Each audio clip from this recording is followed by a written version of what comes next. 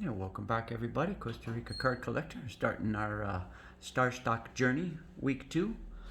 Been in a month, um, doing a bunch of things in here. Get us, I say anybody new to the channel, just to let you know, you're welcome to subscribe and like and hit the bell and join me for this journey. Any of my friends that know me, you know that my mail day now will be on StarStock, so I'll show you guys what I've been picking up for mail, and instead of me bringing it here to Costa Rica and sending it, I will be shipping it to StarStock. And of course, if anybody knows me, what I like to do is try to add cards to my collection. Of course, can't go out and buy the card that I want, so what I usually do is, fiddle around with $50, $60 cards and try and bring those up to a little bit of profit to turn it into a card that I want to get. So what I've actually done, and if you watched the last journey, I started with $25 when I started. Guys, I did put more money in. I'm not the kind of guy that likes to talk money, nor do I want you guys to go after the players that I go after, or do I think that my players are any good. My strategy is always I like to invest in a player that in case the card drops or goes down, I may end up with a player that I've actually wanted a PC. So I usually target one player or two players every year for each sport, basketball, football, or baseball. I don't have endless pockets, so I can only do a couple players at a time. I like to keep it neat and clean that way too. Last year I was really high on Tyler Hero. I do have a video, probably about 20 videos back, where I was talking about Tyler Hero, and his cards weren't even popular at the time, and nobody even knew who Tyler Hero was. I even went into a couple of those online YouTube channels and threw the name out there, and everybody thought I was crazy. So this year I picked Collin Sexton and picked him up early in the year. Now, I don't know if I got all the screenshots, and I don't think I did, but I picked up a lot of 4 of Collin Sexton's earlier in the year, and I'm still waiting for StarStock to load those in, guys. They've had them for about 3 weeks now, so I picked up 4 of his prisms for $47. If you watched the last video, I even mentioned those in the last video. Whether those hit as A or B, the grading system that they have there, I will be able to probably make a good profit off of those. Now, I have sent some cards to StarStock, and they've taken, they haven't really taken that long to actually get them on, but if the player goes up or down, you take the risk of, if you don't get that card listed in time, that card can go down. You might break even or lose money. So we did an experiment. I had 3 of the DeAndre Hunters listed. They all got listed as Bs. If I would have sold them all at the time, I think it was like $12 a piece that I was getting for them. I think I sold 1 and I held back on the other 2. Since then, the cards dropped to $8. So if I went ahead and sold the other 2 right now, I think I just break even. I wouldn't make any profit. So taking cards off eBay and sending them over there, the timing's got to be perfect, guys, or you could probably get caught, like I'd say, with your pants down. I didn't get burnt yet because I didn't sell the cards, but if I did try to sell them right now, I'd break even. Of course, that's not the idea. Of course, if you're just clicking buttons and you break even, I guess that's okay. But we want to come out with some profit. So what I did over the weekend is I went on to eBay and I was picking up some Collin Sextons for around $65. I picked up a Kobe White for $65, and there is a Darius Garland that I got for $50 later in the evening. Now, that's with my strategy. There was the big games on the weekend, playoff football. People aren't bidding on auctions, and it does show because we do see here 2 that ended at the same time. 1 went for $65, 1 went for $51. Those are my auctions. Of course, I'd like to be on the smaller end of those, but glad I doubled up and got 2. Picked up another Kobe White for $65. I think I may have paid a few bucks too much for that Kobe White, since they have dropped a little bit in price recently on StarStock. But great news here, and guys, going to be really transparent with this. I have sent a lot of my cards to them, so I'll show you. Last week, I don't think we had that much money in the account, but I'm up to quite a few sales this week. I had a pretty good week. Had $384 in the wallet. Usually I take that money and I start to roll that money back into cards. I have slowed down. I'm seeing a little bit of the cards, as they would say, as all of them are going up. They're just spiking individually right now. So the player actually has to have a good game, or something actually has to go off for that player to get a good score on his card going up. So let me go over here and show you the activity recently that I have. And this activity is my offerings. So you can see over here on the left, and I'll show you here with this activity tab, you have offerings. And these are cards that I may be offering money to purchase.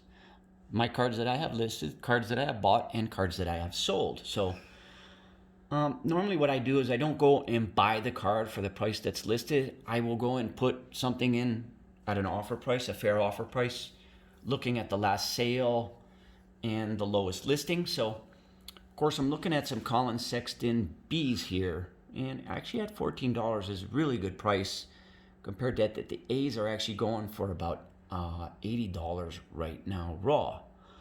Also have a bid in on Bam for 23.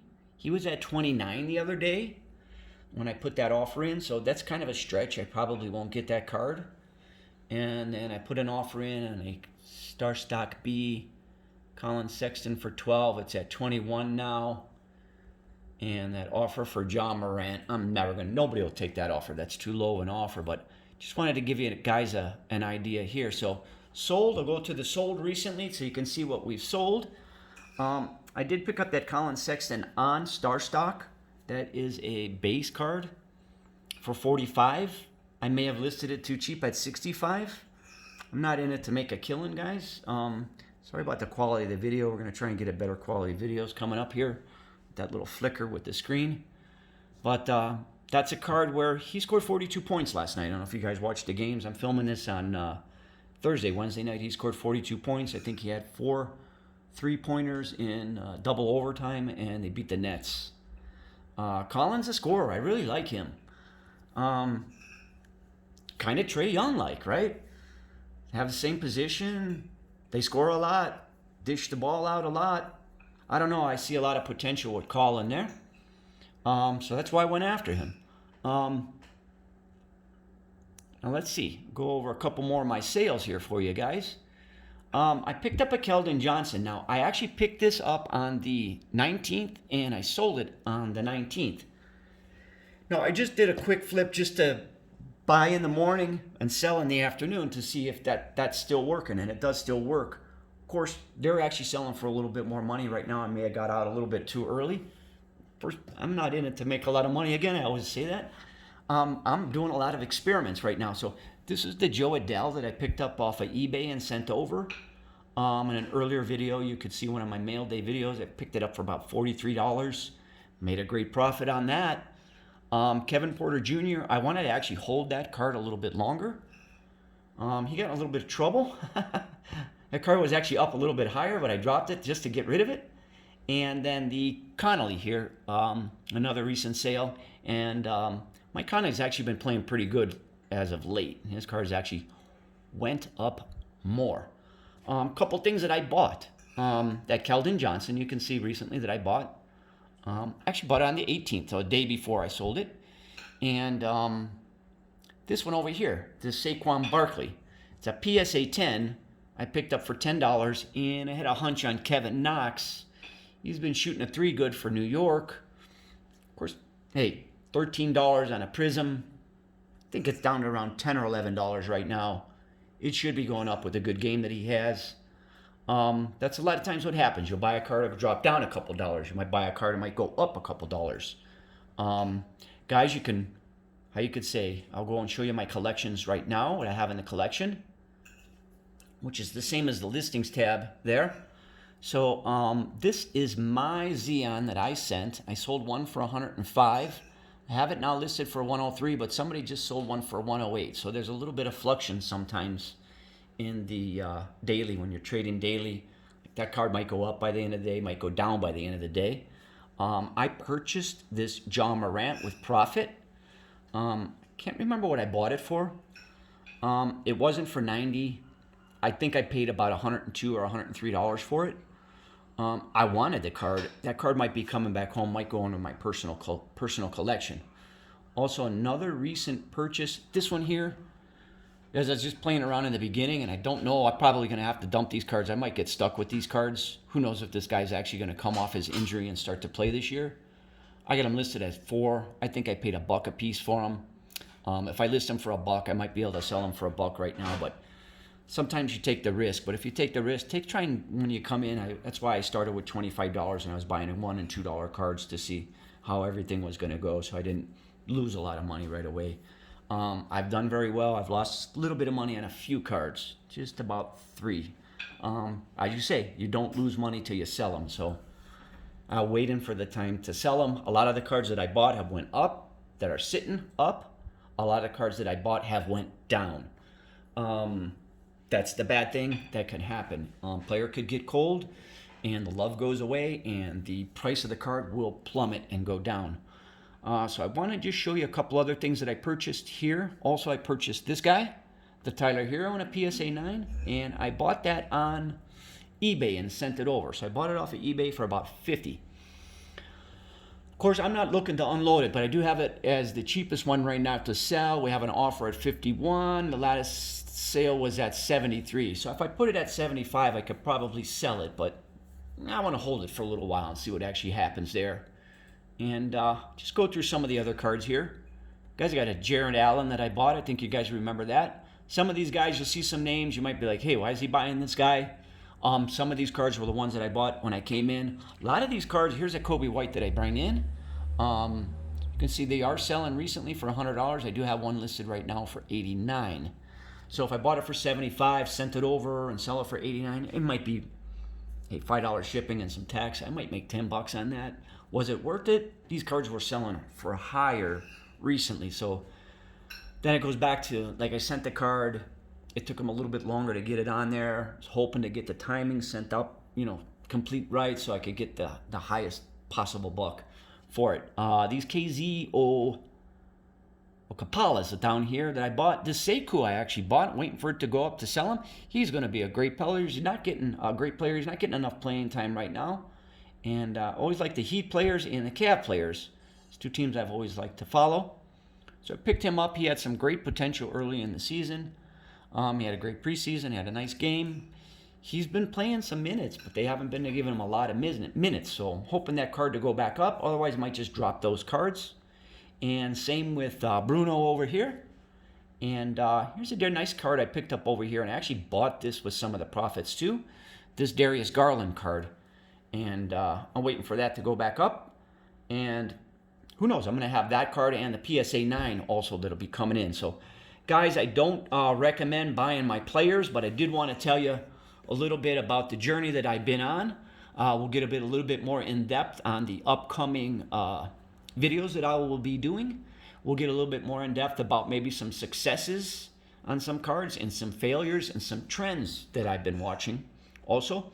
Wanted to show you guys the backwards and then go forwards with this one, and we'll go back over now to the marketplace, and I'll explain a little bit of the marketplace for anybody that's new. So what we have here are the featured cards. Now, I could click on football, and the featured cards will just show us all football cards. And what they mean by featured is the hottest cards right now, most traded cards. And so I'm been between all 3 sports right now because baseball is starting to heat up, football is starting to wind down, and basketball has just been crazy lately. So we can see now the number 1 card this week has been Colin Sexton. And if you look at these 2 players, they're both similar in style, the way they play. Now, Trey came out and, of course, lit it up right away. Colin was on a team and he didn't do very good his first year or second year. His first year would be his second year now. Actually, 3rd year right now. Sorry about that. Get my tongue tied here sometimes. So you got to think, does that card have potential to get half the price of Trae Young's? I think so. And I don't know. I know it's high right now at 90. But if he continues to have 42-point games and play in the way he's playing now, he has broken some records already, as some of the past Cleveland players have been in Cleveland. LeBron James, he already owns one of the records for having the most 20-point games as a rookie starting the season. So I think there's a lot of potential there in Colin Sexton, and he was the guy that I was targeting early in the year. And I hope it pans out, make myself a little bit of money to make up for a couple of things that we're going to go over in our next video. And StarStock application on the phone is very sensitive if you have one of those touchscreen phones and with sensitivity. And one night I was up looking at a card, and I was actually going to put the offer in, and I was going to scroll up to put the offer in or scroll down to put the offer in, and my finger hit the submit button when I was scrolling, and I actually bought a card that I did not want to buy. Paid $30 for it, and I had to take a $5 loss when I sold it. I probably could have sold it for a different price, but I didn't. I panicked and sold it fast. So where was the one? It was actually one more thing before we leave today that I wanted to share with you guys. And was it Colin's card here? Let me go over here. No, it wasn't. It was the DeAndre Hunter's card. So let me go into my collection and pull him out this way.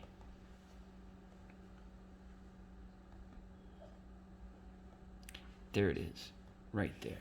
So I want to show you the price fluctuation of the card in the last few days.